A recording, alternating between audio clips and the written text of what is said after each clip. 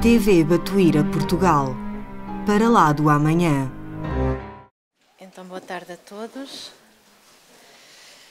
Com muita alegria que nós estamos aqui de novo. E pronto, e nós hoje vamos falar de um tema que é conhecido de muitos. Para os que estão aqui de novo, talvez seja menos conhecido. Vamos falar hoje sobre a influência dos espíritos na nossa vida, uma vez que todos nós estamos neste educandário da Terra, somos todos filhos de Deus e estamos aqui de facto para aprender com encarnados, mas também com desencarnados. Nós sabemos que o encarnado tem a sua visão restringida e, por isso, durante muito tempo não se falou de uma forma tão explícita no mundo espiritual. Ainda que se tenha falado desde sempre, não é? É muito antiga, são muito antigos os relatos sobre o mundo espiritual, uma vez que a humanidade sempre teve seres que, pela sua maior sensibilidade, tinham esse contacto com o mundo que nós não conseguimos ver. Nós, os que não temos essa faculdade.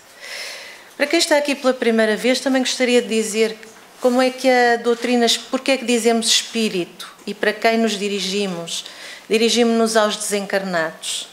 E os encarnados nós vamos entendê-los como almas. Foi assim que Kardec nos falou sobre a distinção que podemos fazer com alguma rapidez entre um espírito encarnado, que é uma alma, e um espírito desencarnado, que podemos designar apenas de espírito. E, portanto, será esses conceitos que nós vamos usar ao longo da nossa conversa, está bem? Este tema, e para quem já estudou, para quem faz parte dos estudos aqui da casa, do Livro dos Espíritos, este tema encontra-se no capítulo 9, que nos fala da intervenção dos espíritos no mundo corporal. Há um conjunto de perguntas acerca deste assunto. Nós não vamos falar nem de metade das perguntas, está bem? Portanto, vamos ficar muito aquém do que aquilo que o tema nos traz. Portanto, é muito pouco aquilo que nós vamos trazer, é pouquíssimo.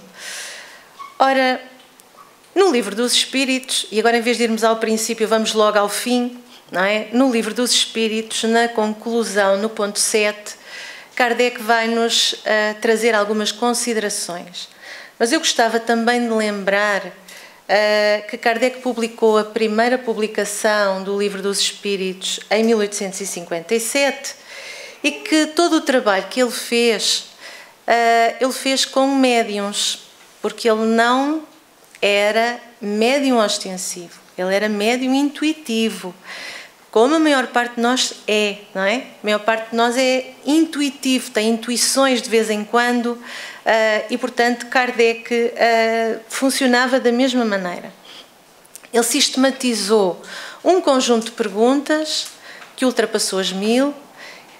Ele sistematizou um conjunto de perguntas que ele fazia, as perguntas eram todas dele, as respostas eram obtidas com diferentes médiums, em diferentes lugares, e ele depois, com o seu espírito científico, confrontava as respostas, e é assim que ele chega à construção do Livro dos Espíritos, que ele vai publicar então em 1857. Ora bem, esses médiums foram missionários do mundo maior e falaram pela primeira vez para ele, que tinha tido como primeira experiência as mesas girantes, falaram-lhe pela primeira vez desse mundo invisível, esse mundo invisível que então nos influenciava. No final, então, do Livro dos Espíritos, ele vai escrever o seguinte, na conclusão do ponto 8. É todo um mundo novo que se desenrola aos nossos olhos. Portanto, para ele esse mundo estava a ser construído. Com a invenção do microscópio, como a invenção do microscópio nos revelou o mundo dos infinitamente pequenos, de que nós não suspeitávamos, como o telescópio nos revelou os milhares de mundos de que também não suspeitávamos, as comunicações espíritas revelam-nos o mundo invisível que nos cerca, nos acotovela incessantemente e toma parte, contra a nossa vontade, em tudo o que fazemos. Então o codificador, ele vai aqui fazer uma análise daquilo que ele vivia no seu tempo e que o seu tempo lhe trazia esta informação acerca do invisível. Há aqui 3 invisíveis que nós sublinhamos, não é o sublinhado do Livro dos Espíritos de todo. Portanto, começando pelo telescópio. O telescópio é uma invenção, como sabem, de Galileu, do século XVII. E Galileu, com a sua luneta, ele abre-nos o mundo, ou abre-nos a percepção do mundo ao infinitamente grande e ao mundo dos astros. Depois vem o microscópio de Robert Koch, nos finais do mesmo século, do século XIX, tal como Kardec, e que vai nos trazer a compreensão do infinitamente pequeno. Aquilo que os cientistas, muitos, defendiam que não existia, mas que afinal existia. E Kardec vai nos falar daquilo que ainda hoje muitos dizem que não existe, que é o mundo espiritual. Pelo menos os materialistas dizem que não existe. Vai nos trazer esse mundo espiritual através também de um instrumento, e o instrumento agora é a mediunidade de tantos médiuns que ele conheceu e de tantos médiuns que continuam a existir desde sempre. Ora bom, então ele fala-nos aqui no final, já nas últimas linhas, que este mundo invisível que nos cerca, porque este é o tema de hoje, nós ainda só estamos a introduzir o tema de hoje, nos acotovela incessantemente e toma parte contra a nossa vontade em tudo o que fazemos. Então, quantos somos? É uma pergunta muito interessante. Quantos é que nós, afinal, somos? Entre encarnados e desencarnados. Nós conhecemos a demografia da Terra. Neste momento somos mais ou menos 7 bilhões. Mas quantos nós somos? Não temos a informação de quantos somos hoje, mas temos a informação de quantos éramos em 1952, na década de 50.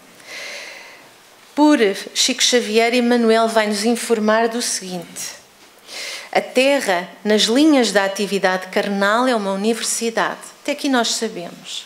Com 2 bilhões de alunos, eram os alunos daquela época, aproximadamente, matriculados nas várias raças e nações. Era isto que nós éramos. Estamos todos matriculados numa raça e estamos todos matriculados numa nação. Mas a seguir ele fala-nos do mundo espiritual. Mais de 20 bilhões de almas conscientes, desencarnadas, cercam o domicílio terrestre, demorando-se noutras faixas de evolução. Ora, muito bem. Então, na década de 50, o que é que nós sabíamos através de Emmanuel? 20 bilhões apenas de almas desencarnadas conscientes, porque depois há os inconscientes, está bem? Se forem ler o roteiro, ele vai nos dizer que os inconscientes são em muito maior número. Mas os encarnados conscientes, daqueles que nós haveremos de fazer parte, não é? Esses na altura eram 20 bilhões. Então vocês são capazes de perceber rapidamente que nesta década havia para cada encarnado 10 desencarnados, não é? Pronto. Vamos então agora tentar perceber como é que, se estamos a falar da influência, como é que nós nos influenciamos e particularmente como é que o desencarnado, como é que o espírito influencia a nossa vida, o nosso dia-a-dia. Porque ele tem um modo de o fazer, não é? E vamos ao Evangelho, ao capítulo 27, que é acerca da prece e do pedi e obtereis. E neste capítulo, Kardec e os benfeitores vão nos dizer assim: é preciso imaginar todos os seres encarnados e desencarnados, portanto aqueles que são objeto a nossa conversa de hoje, imersos no fluido universal que ocupa o espaço, assim como aqui na Terra estamos mergulhados na atmosfera.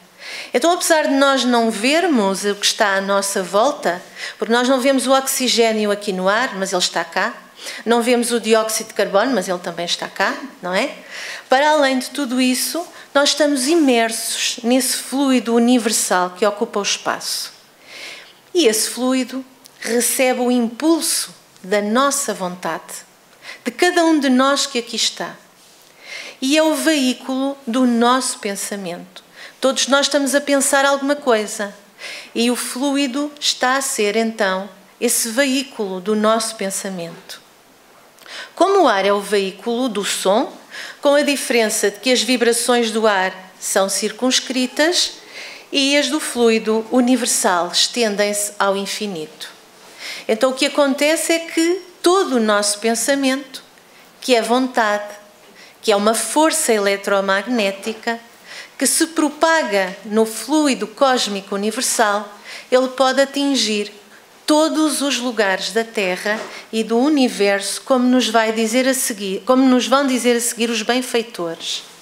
Assim sendo, quando o pensamento é dirigido para um ser qualquer sobre a Terra ou no espaço, de encarnado a desencarnado ou de desencarnado a encarnado, há uma corrente fluídica que se estabelece de um ao outro, transmitindo o pensamento da mesma forma que o ar transmite o som. Então o que é que nós somos, tal como estas duas situações que aqui nós trouxemos? Nós somos simultaneamente uma antena, mas somos simultaneamente um receptor. Somos uma antena que emite e que recebe em simultâneo. E, portanto, nós estamos a receber a influenciação, mas também estamos, de algum modo, a provocar essa influenciação. Portanto, somos geradores de uma energia e somos de uma energia que nos afeta a nós e que pode também afetar os outros. E quando falamos de afetar, não significa que é negativo. Pode ser, como sabemos, positiva. Ora, como é que nós trocamos energia? Mais uma vez, não é corpo a corpo. O desenho é apenas aquilo que nós aqui temos como possibilidade de mostrar o que acontece. Não é corpo a corpo, é perispírito a perispírito. É o espírito que comunica, não é o nosso corpo nem o nosso cérebro físico que está a comunicar, como todos já sabemos. Então diz-nos Emmanuel que se o homem pudesse contemplar com os próprios olhos as correntes de pensamento, se pudéssemos ver, só que nós não podemos, vocês sabem como que nós temos um corpo físico e que o corpo funciona como uma câmara abafadora. E o que é que ele abafa? Ele abafa a nossa sensibilidade. O que quer dizer que ele abafa os nossos sentidos e, portanto, nós vemos menos, ouvimos menos e, portanto, sentimos menos e, portanto, nós apenas temos uma parte dessa sensibilidade ativa. Passa, de facto, do perispírito para o corpo físico, mas é muito pouco. E então, como não conseguimos ver, como os nossos olhos não nos permitem contemplar isso, mas se o fizéssemos, reconheceríamos de imediato que todos vivemos em regime de comunhão segundo os princípios da afinidade. Ora, muito bem, então o que é que nos acontece? Nós vivemos em afinidade. O que é que significa viver em afinidade? Significa que nós, tal como na nossa vida do dia-a-dia, nós aproximamos-nos daqueles com quem nos afinamos. Se alguém nos convida para ir ver um filme de terror e se nós não nos afinamos, nós não vamos. Não é? Então, se nós gostarmos de ir ver um filme de ação, por exemplo, nós vamos com alguém que também gosta de ver filmes de ação. Não vamos acompanhar a outra pessoa. Isso significa afinidade. E nós vamos construindo ao longo do tempo afinidade nas nossas vidas. Gostos, juntamo-nos com pessoas que partilham gostos que nós partilhamos, que partilham então formas de viver, sentimentos e propósitos de vida semelhantes. Ora, o mesmo acontece com os nossos sentimentos e com os nossos pensamentos. Então, para começar, e agora sim vai acabar a nossa introdução, qual é a porta de entrada dos espíritos na nossa vida? Porque é disso que nós falamos. A porta de entrada dos espíritos na nossa vida é então o pensamento. É pelo pensamento que os espíritos influenciam as nossas existências, não é? E por isso ainda Emmanuel nos diz que desejando, e desejar já é criar, desejando sentes, sentindo pensas. Porquê? Porque o pensamento é neutro, certo? O pensamento é neutro. Agora, o nosso sentimento vai colori-lo. e pode-lhe dar uma boa cor ou uma cor menos feliz. Mas o pensamento é neutro. E por isso Emmanuel diz que nós vivemos num ciclo. O pensamento vai ao coração, do coração vai ao cérebro e volta ao coração, e nós pintamos o nosso pensamento, pintamos a nossa vida e pintamos as companhias com quem nos vamos afinizar também, porque vamos atraí-las ou não. E por isso ele nos diz que pensando realizas, realizando atrais, atraindo refletes. E o pensamento é a primeira estação de abordagem magnética nas nossas relações uns com os outros, aqui, agora, nesta vida, mas também a partir da vida íntima, isto é, do nosso pensamento. E é assim que nós conduzimos os nossos recursos psíquicos e a nossa vida de relação. E aqui entram as perguntas de Kardec, do Codificador, do Livro dos Espíritos, e vamos então àquela que é considerada a pergunta clássica do Livro dos Espíritos acerca da influenciação espiritual. E na pergunta 459, o Codificador pergunta aos benfeitores: os espíritos influenciam os nossos pensamentos e os nossos atos? E a resposta é muito simples e muito esclarecedora. Muito mais do que imaginais. Influem a tal ponto que de ordinário são eles que vos dirigem. Isto de alguma maneira pode nos trazer algum desconforto. Eles podiam ter dito que nos influenciava muitas vezes, ou que nos influenciava de vez em quando, ou que nos influenciava frequentemente, mas não. De ordinário quer dizer que todos os dias nós somos influenciados pelo mundo espiritual. Então, se somos influenciados, eu acho que nós precisamos de saber onde é que começa o mundo espiritual. Será que ele começa nas cidades espirituais? Será que ele começa e que estão lá distantes? Ou será que ele começa no umbral? E onde é que está a Terra? A Terra está no umbral. Também não é para assustar ninguém. Porque ela é linda, maravilhosa, mas ela está no umbral. E se o Criador tem uma beleza destas no umbral, imaginemos nós o que é que ele não tem nos mundos felizes. Porque a Terra é uma beleza, mas está no umbral. Então nós somos influenciados por quem? Pelos espíritos que estão também no umbral também. Nós estamos aqui e também somos influenciados por eles. Mas somos influenciados só por eles? Não. Somos influenciados por espíritos benfeitores, trabalhadores, que vêm até aqui em nome de Jesus, amparar e ajudar a cada um. Então qual é o objetivo dos espíritos virem até aqui? Qual é o objetivo dos espíritos ficarem aqui? Os que vêm, como acabámos de dizer, vêm nos ajudar. Mas depois há os outros que ficam à volta da Terra. Por que é que eles ficam? Eles ficam por variadíssimas razões. Uma das maiores razões, e que nos leva a refletir, é o apego à matéria. É muito frequente nós ouvirmos nas reuniões mediúnicas e de desobsessão que eles ficam agarrados aos vestidos, às malas, ao ouro, às terras, ao barco onde pescavam. É o apego à matéria.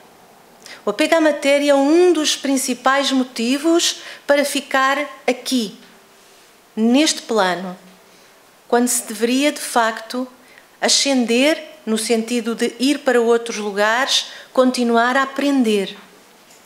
O outro motivo é a não aceitação daquilo que aconteceu, a não aceitação da morte. E não aceitar que nós, de facto, temos um percurso do berço ao túmulo, às vezes advém do facto de um outro fator, que é não ter conhecimento daquilo que lhe sucedeu. Também é frequente a ignorância, não compreender o que lhe acabou de suceder. E por último, e algo que vamos também falar hoje, porque é que os espíritos ficam aqui à volta da Terra? E ficam à volta da Terra porque simplesmente eles querem obsidiar, eles querem vingar-se de alguém. querem retirar, querem fazer contas com alguém que aqui está encarnado.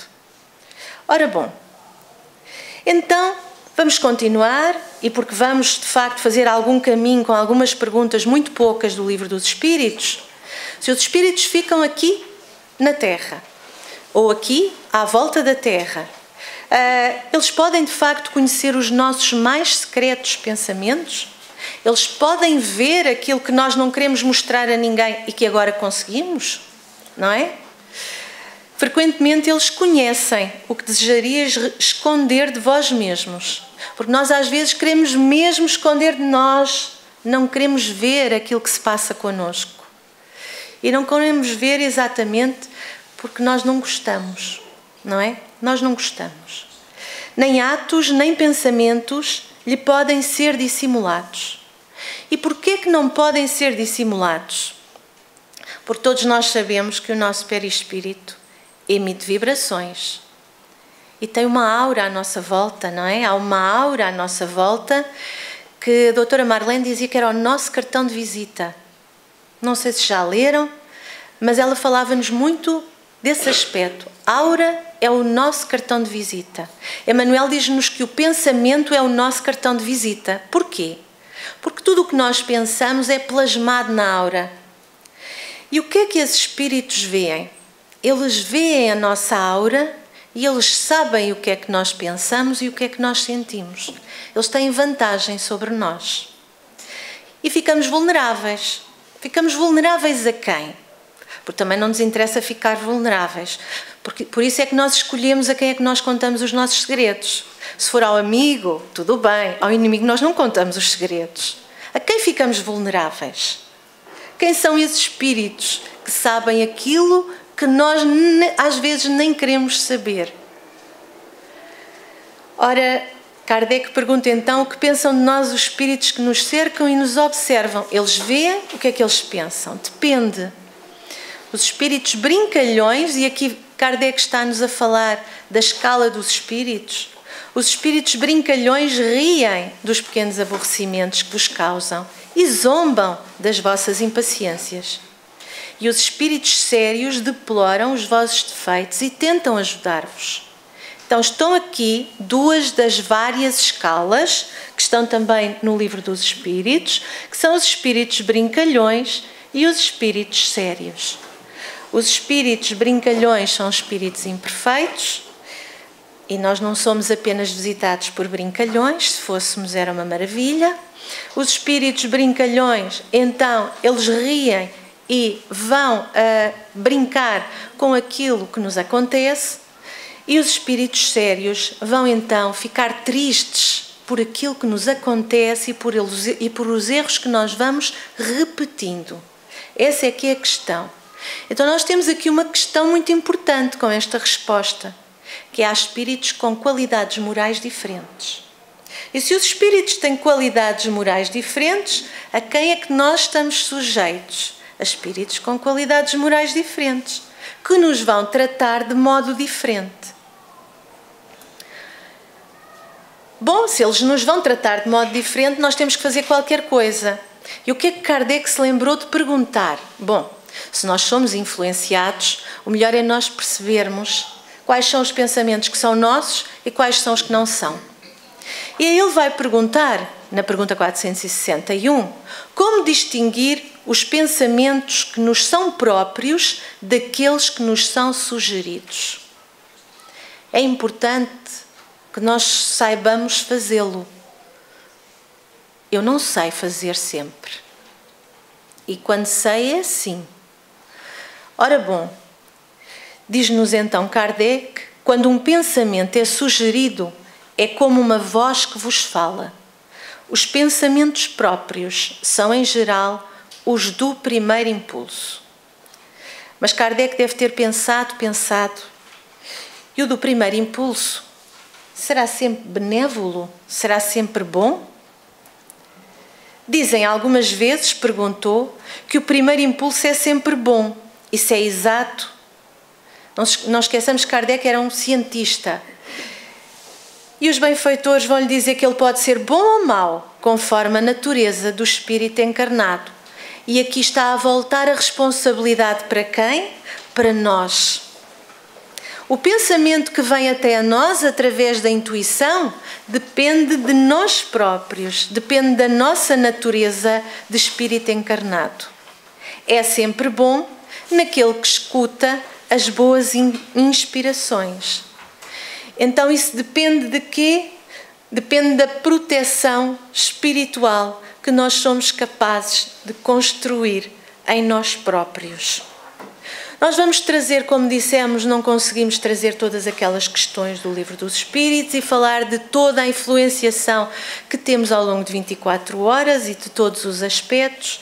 Vamos falar sobre um aspecto da influenciação negativa e de um aspecto de influenciação positiva. Começamos com André Luiz, o autor espiritual, e vamos até ao livro Ação e Reação. André Luiz era aluno em muitos dos livros, em todos os livros, ele é aluno dos benfeitores. Ele vai acompanhar em Ação e Reação Silas até uma situação de obsessão numa fazenda. Eles vão visitar Luís, que é um encarnado, e que está a ser obsidiado pelos seus tios desencarnados. Leonel e Clarindo obsidiam-no. Querem prejudicar a sua existência, a sua vida. E porquê? Porque o pai de Luís teve um mau momento, foi ganancioso, apropriou-se de toda a herança que cabia aos três e tirou a vida aos irmãos. Ficou, de facto, com toda a fortuna, que acabou por chegar a Luís, ao filho único, mas os irmãos, no mundo espiritual, quando espoliados da vida e quando espoliados da sua fortuna, eles sentiram ódio e o ódio traz logo a seguir a vingança. Então, Silas vai encontrar estas duas criaturas no plano espiritual, mas na fazenda de Luís, dispostas a assenhorear-se da mente, até agora falámos de pensamento, a assenhorear-se da mente do sobrinho para conseguirem aquilo que queriam, que era continuar a destruir a sua existência. E Leonel que é o espírito desencarnado, vai explicar a Silas como é que se processa uma influenciação espiritual desta natureza. E vai dizer-nos então assim: aprendemos nas escolas de vingadores, e está-nos a falar do plano espiritual, portanto, no plano espiritual existem escolas para aprender, como nós sabemos, existem escolas para aprender o Evangelho, existem escolas para aprender ciência, arte, não é? E, portanto, também existem escolas, não nos mundos felizes, não nas áreas felizes ou mais felizes, como as cidades espirituais, mas nas áreas mais trevosas, escolas de vingadores, que todos possuímos, todos nós que aqui estamos, além dos desejos imediatistas comuns, e entenda-se por desejo imediatista comum, beber água, ir passear, ir à praia, comer, são desejos imediatistas comuns, não é? Comumente nós temos estes desejos, mas estes não lhe interessam. Em qualquer fase da vida, seja infância, seja idade adulta ou velhice, um desejo central ou tema básico dos interesses mais íntimos. Então, para além dos desejos comuns, nós temos um desejo central, que é aquele onde nós vamos sempre. Por isso, além de pensamentos vulgares que nos aprisionam à experiência rotineira, emitimos com mais frequência os pensamentos que nascem do desejo central que nos caracteriza. Ora bem, pensamentos esses que passam a constituir o reflexo dominante da nossa personalidade. Desse modo é fácil conhecer a natureza de qualquer pessoa, em qualquer plano, através das ocupações e posições em que prefira viver. O que é que isto quer dizer? Quer dizer que Luís fazia a sua vida diária, mas o seu desejo central era continuar a amealhar a fortuna e, portanto, todos os dias ele voltava ao mesmo pensamento, que era o dinheiro e o desejo de ser mais rico. E, portanto, este era o desejo central do sobrinho. E o que é que eles vão fazer? Assim é que a crueldade é o reflexo do criminoso, a cobiça é o reflexo do usurário, a maldicência é o reflexo do caluniador, o escárnio é o reflexo do ironista e a irritação o reflexo do desequilibrado, tanto quanto a elevação moral é o reflexo do santo. Então todos nós temos um reflexo. Daí, o que é que eles fazem? Eles pegam no nosso desejo central.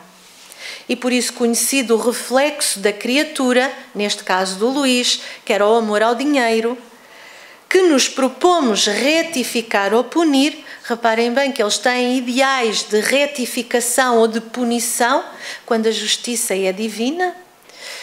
Assim é muito fácil superalimentá-la com excitações constantes. Então vamos ver que o obsessor até é educado, não força ninguém.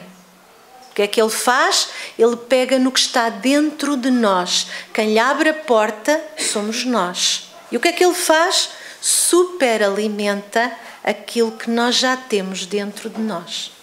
Não faz outra coisa, só faz isto. Robustecendo-lhe então os impulsos e os quadros já existentes na imaginação. Já está lá tudo. E criando outros que lhe superponham, nutrindo-lhe dessa forma a fixação mental. O que é que acontecia a Luís? Então cada vez ele tinha mais vontade de continuar a ter mais e mais e mais. Esse era o único objetivo dele. Com esse objetivo basta alguma diligência para situar no convívio da criatura malfazeja que precisamos corrigir entidades outras que se adaptem ao modo de sentir e de ser. Então vamos lá, nós queremos fazer, mas então nós vamos lá pôr mais alguns para acontecer o quê? Alguns que tenham uma característica muito particular, vibrem na mesma onda de pensamento, adaptem-se ao modo de sentir e de ser. Eles têm que ter uma característica, gostar todos de dinheiro. Quando não possamos por nós mesmos, à falta de tempo, criar as telas que desejemos com vista aos fins visados por intermédio da determinação hipnótica. Cada qual de nós vive e respira nos reflexos mentais de si mesmo, angariando as influências felizes ou infelizes que nos mantêm na situação que buscamos. Então quem atrai somos nós, quem decide somos nós. É porque aí é que nós temos que chegar, é que quem decide somos nós. Os céus e as esferas superiores são constituídos pelos reflexos dos espíritos santificados e o inferno é o reflexo de nós mesmos, conclui então Lionel. Perante isto, será que Kardec não fez nenhuma pergunta? Então por que é que Deus permite que os espíritos nos incitem ao mal? Se nos incitam ao mal, se a espiritualidade superior nos vem dizer que sim, por que é que Deus permite? Os espíritos imperfeitos são os instrumentos destinados a experimentar a fé e a constância dos homens no bem. Quando nós achamos que é uma dificuldade, às vezes aquela dificuldade que eles nos trazem é um benefício. Tu, continua o benfeitor, como espírito, deves progredir na ciência do infinito. Estão então a dizer a Kardec e a todos nós que o lemos hoje que devemos progredir nessa ciência que nós ainda não conhecemos, que é a ciência do infinito. E é por isso que passas pelas provas do mal para chegares ao bem. Então essas provas têm um propósito na nossa vida. Primeiro, porque há algum merecimento da nossa parte em passar por essa prova. Segundo, porque Deus utiliza aquela criatura imperfeita e ignorante para nos ensinar a nós. Mas não se esqueçam, é sempre o nosso livre-arbítrio que está em primeiro lugar. Então, por que meio, porque também é importante, podemos neutralizar a influência desses maus espíritos? Ou, se quisermos, em vez de mau, vamos usar a palavra imperfeito. Porque o espírito foi criado para ser perfeito, simples e ignorante. E todos nós que já passamos por tantas fases evolutivas, e que ainda somos imperfeitos, e que ainda cometemos ações que muitas vezes não queremos voltar a lembrar, nós somos então como todos os outros que estão aqui à nossa volta e que se acotovelam connosco, como nos disse Kardec. Como os podemos neutralizar? Fazendo o bem. Então, se nós estamos a vibrar com esse espírito ainda imperfeito, como é que nós deixamos de vibrar? Como é que nós nos afastamos? Também é muito frequente numa reunião mediúnica ouvirmos dizer: ele tem que se afastar da casa. Ele agora reza, ora e lê o Evangelho. Mas isto é um obstáculo tremendo. Porquê que isto é um obstáculo? Porque ele está a desprogramar aquilo que ele tinha programado dentro dele e que ele repetia há muito tempo, há muitos milénios. Então, fazendo o bem e colocando toda a vossa confiança em Deus, nós vamos então afastando pouco a pouco essa vibração de nós, e essa entidade deixa de estar vibracionalmente próximo de nós porque não consegue. Desconfiai das sugestões dos espíritos que suscitam em vós maus pensamentos, que sopram a discórdia entre vós e os excitam todas as más paixões. Desconfiemos daqueles que nos incitam à desconfiança, que nos incitam ao egoísmo, que nos incitam a todas as más paixões que nós sabemos que ainda estão cá e que às vezes só precisamos que elas sejam super alimentadas, como disse Leonel. Desconfiai principalmente daqueles que vos exaltam o orgulho, pois vos pegam pelo vosso ponto fraco. Emmanuel, e nós sabemos disso, disse-nos que o orgulho é um dos últimos defeitos que nós vamos largar. Portanto, não há nenhum ser encarnado nesta sala que não seja orgulhoso. Ora, é por aí que nós começamos e é por aí que eles começam, porque é esse o principal ponto fraco que nós temos. Eis porque Jesus vos ensinou a dizer na oração dominical: Senhor, não nos deixeis cair em tentação, mas livrai-nos do mal. E está aqui o grande remédio para nós irmos aos poucos, afastando as más influências de nós, essas influências do dia-a-dia, influências essas que também podem aprender, no caso de nós também fazermos o esforço para nos melhorarmos. A oração é esse remédio divino, a oração é esse bálsamo que vai então aliviar muitas das nossas feridas. E é pela oração, muitas vezes, que nós atraímos esses espíritos que nos vêm trazer o bem, que nos vêm aliviar e que nos vêm orientar. Chamamos-lhe, aqui no Espiritismo, espírito protetor, anjo da guarda, espírito guardião. Pode ter esses nomes todos, não é? E Kardec perguntou a dado momento qual é a missão do espírito protetor. A de um pai com relação aos filhos. A de conduzir o seu protegido ao bom caminho, ajudá-lo com os seus conselhos, consolá-lo nas suas aflições, sustentar a sua coragem nas provas da vida. Então parece que ele vai fazer tudo por nós. Vai? Emmanuel vai dizer que não. Os guias espirituais, diz-nos Emmanuel no Consolador, têm uma parte ativa, na tarefa de nossa iluminação pessoal. Será que eles têm parte ativa na nossa iluminação? Eles vão burilar as nossas dificuldades? Essa colaboração apenas se verifica, como no caso dos irmãos mais velhos ou dos amigos mais idosos, nas experiências do mundo. O que é que eles fazem? Dão conselhos. E apenas conselhos. Os mentores do além, continua Emmanuel, poderão apontar-vos os resultados dos seus próprios esforços na Terra. Ou então, aclarar os ensinos que o homem já recebeu através da misericórdia de Cristo e da benevolência dos seus enviados. E é isso que eles fazem há tanto tempo. Foi isso que Emmanuel fez em muitas das mensagens que ele nos deixou através de Chico, como esta. Mas em hipótese alguma poderão afastar a alma encarnada do trabalho que lhe compete. Voltamos à questão da responsabilidade. A responsabilidade é nossa, a semeadura é nossa e a colheita vai ser nossa. O que é que nós temos? Qual é a influência no dia-a-dia que os Espíritos nos podem dar? Esse amparo fraterno que eles nos podem conceder e que nós não temos a mais pálida ideia que eles nos estão a oferecer. Durante esta nossa curta permanência nas lições do mundo. E vamos agora falar de uma história, de um livro que eu gosto muito. Aliás, eu gosto de todos os livros do Irmão X.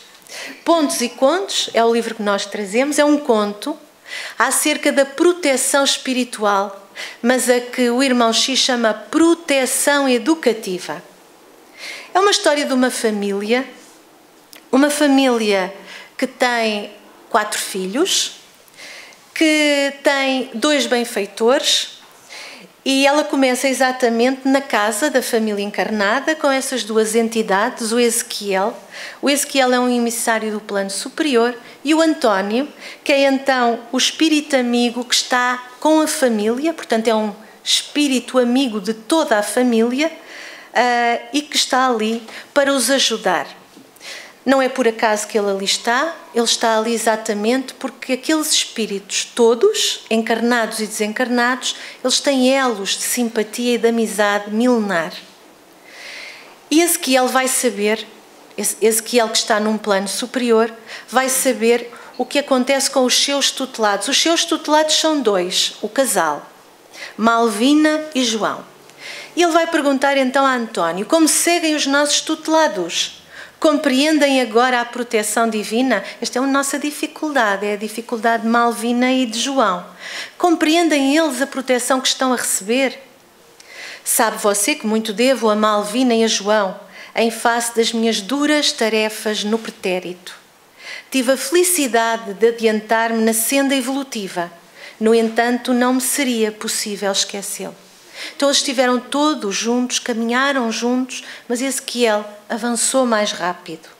E ele vai continuar dizendo: congreguei meus velhos amigos com os adversários de outra época e espero que, transformados em pais e filhos, portanto os filhos adversários dos pais, no cadinho doméstico, possam agora avançar no rumo da paz que excele significa excede ou supera, não é? Supera o entendimento humano.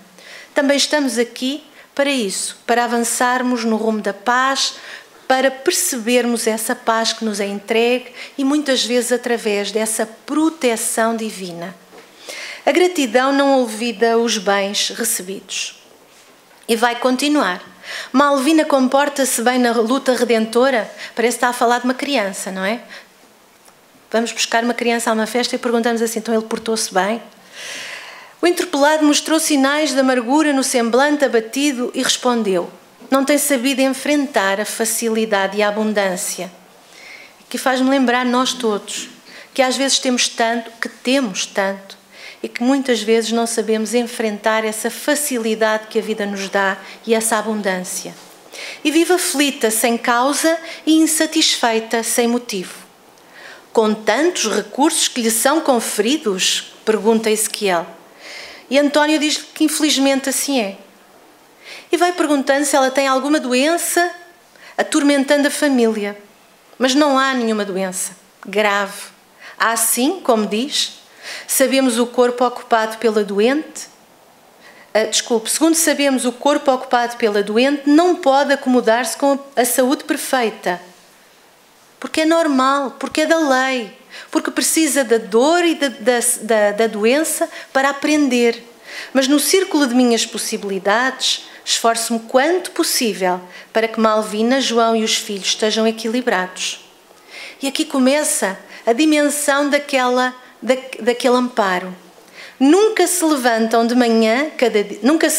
cada manhã sem que eu os assista com elementos fluídicos de medicação. E desse modo tenho tido o prazer de vê-los bem postos no trabalho comum que edifica. Então eles têm lá em casa alguém que trata deles todos os dias. E é porventura insuficiente o salário que recebem? Quanto a isso, marcham na terra com um carro confortável e precioso. Portanto, não têm problemas de dinheiro. Sofrem alguma perseguição descabida? Desfrutam geral estima e, além disso, incumbo-me de auxiliá-los diariamente, conforme as suas recomendações, colaborando indiretamente na solução de todos os problemas que os interessam de perto. Então, eles estão cheios de bênçãos. E eu vou ter que saltar um slide, senão não acabo. É lastimável identificar a atitude de nossos velhos amigos. Infelizmente, não sabem receber o concurso da amizade reconhecida. Não dispõem de suficiente educação para manifestar as manifestações de nossa ternura. A benefício de todos, porém, ficarão a sós por algumas semanas. O que é que acontecia? Dona Malvina reclamava todos os dias se zangavam, todos os dias se lastimava. Então, Ezequiel acha que ela precisa de um tratamento diferente, de uma proteção espiritual diferente. Malvina, João e os filhos permanecerão sem escoras durante 30 dias. O benfeitor afasta-se durante 30 dias. Nossa amiga tem recebido até hoje a proteção confortadora que recebemos nós tantas vezes. Mas doravante, ela necessita da proteção educativa. E às vezes, quando achamos que tudo se afastou de nós, que as bênçãos do céu nos afastaram de nós, nada se afastou. Nós é que contribuímos às vezes para esse afastamento. A breve trecho a casa dos Torres experimentou enorme alteração. Tão logo se ausentou António, o silencioso amigo oculto, o desespero atingiu a culminância. E quem veio? Quem foi a influência que pôde entrar durante aqueles 30 dias lá em casa? Os espíritos infelizes, pois se reclamam. Se nada está bem, o que vai acontecer? Quem se aproxima de nós? Aqueles que pensam, agora como nós, já não havia barreira protetora. Dona Malvina não encontrou mais tempo para se queixar do mundo e da sorte. E findos os 30 dias do programa, quando Ezequiel e António lhe penetraram de novo o domicílio, ela mudara completamente e encontraram-na em oração, profundamente transformada. Leiam a história, que eu não tive tempo de vos contar as desgraças, que foram muitas. Ora bom, os espíritos cuja influência é repelida pela vontade do homem, porque Dona Malvina repeliu os espíritos. Eles foram encontrar Dona Malvina em oração, completamente transformada. Ela própria fez o trabalho. Por isso ela teve uma proteção educativa. Ela foi capaz, através da sua oração, de vibracionalmente proteger a sua casa. E por isso Kardec pergunta se os espíritos cuja influência é repelida pela vontade do homem renunciam às suas tentativas. Claro que renunciam. A questão é se eles renunciam sempre. E a resposta dos benfeitores é que queres que eles façam. Quando nada há a fazer, recuam, pois eles não podem aproximar-se. Todavia aguardam um momento favorável, como o gato espreita o rato. E se nós voltarmos a achar que está tudo bem, que não precisamos de agradecer, que não precisamos de nos proteger, pois com certeza estamos a dar terreno através dos nossos pensamentos, que ainda não conseguimos controlar, é assim, então estamos a dar terreno para eles voltarem. E por isso vamos terminar com uma lição de Emmanuel, esse grande espírito que nos deu tantas lições extraordinárias. E ele pergunta-nos aqui: a quem obedeces? Toda a criatura obedece a alguém ou a alguma coisa. A própria rebeldia, e lembremos-nos de Malvina, está submetida às forças corretoras da vida. Todos nós obedecemos a alguém. E todos nós podemos obedecer de forma a sermos mais felizes ou sermos rebeldes e sermos submetidos às forças da vida. O homem obedece a toda a hora. Entretanto, se ainda não pôde definir a própria submissão por virtude construtiva, é que não raro atende antes de tudo aos impulsos baixos da natureza, resistindo ao serviço de autoelevação. Esta é a parte mais difícil, esta é a que nos exige o esforço, porque reclamarmos, zangarmos-nos, isso nós sabemos fazer há milénios. Nós temos é que desprogramar o que sabemos fazer há milénios e trazermos para agora aquilo que nós ainda não sabemos fazer tão bem. E quando nós não sabemos fazer bem, nós temos esforço adicional. Isso é o nosso serviço de autoelevação. Quase sempre transforma a obediência que o salva em escravidão que o condena. O Senhor estabeleceu as gradações do caminho, instituiu a lei do esforço próprio, na aquisição dos supremos valores da vida. Não os vamos ganhar de mão beijada. Não é o nosso espírito protetor que vai fazer por nós. É a lei do próprio esforço, na aquisição dos valores supremos da vida. E determinou que o homem lhe aceitasse os desígnios para ser verdadeiramente livre, para não estar agrilhoado aos outros seres semelhantes a si. Mas a criatura preferiu atender à sua condição de inferioridade e organizou o cativeiro. A quem obedeces? Repete Emmanuel. Acaso atendes em primeiro lugar às vaidades humanas ou às opiniões alheias antes de observares o conselho do Mestre Divino? É justo refletir sempre quanto a isso, porque somente quando atendermos em tudo,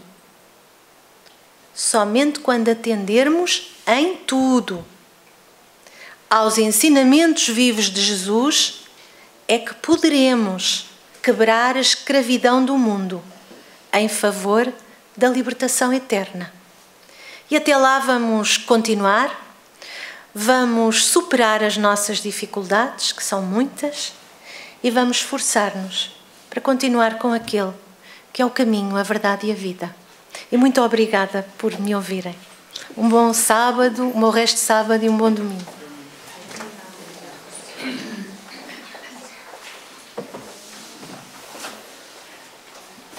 Pois é, e perante tudo que nós ouvimos,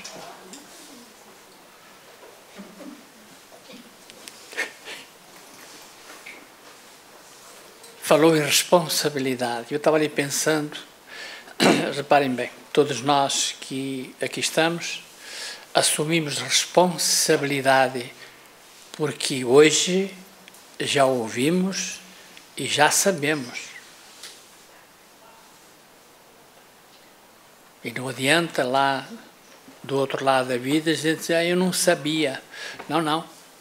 Vai ser mostrado em que nós participamos, alguém veio com esforço e trouxe para nós estas lições. Bom, mas ela sabe muito, pesquisou muito, mas ela pesquisou nos livros e é aquilo que nós podemos fazer, porque todos os espíritos trouxeram, puseram em livros para nós aprender. Nem isso há desculpa. E puxar um pouco a brasa, temos aí a Feira do Livro, com um grande desconto que podemos ir buscar essas informações. Então, cada coisa tem que vir no seu lugar, não foi o que ela disse? Então, claro, está aí, amigos. É por isso que esta doutrina, e que nenhuma mais doutrina, nenhuma religião, ela traz a coisa tão clara para todos nós. E sempre repetimos que nós, na nossa casa, procuramos trazer a informação tanto completa quanto possível das informações, da codificação e aquilo que Kardec nos trouxe e que Chico nos veio explicar com muita clareza a todos nós. Ficamos com esta lição: responsabilidade, porque agora já sabemos.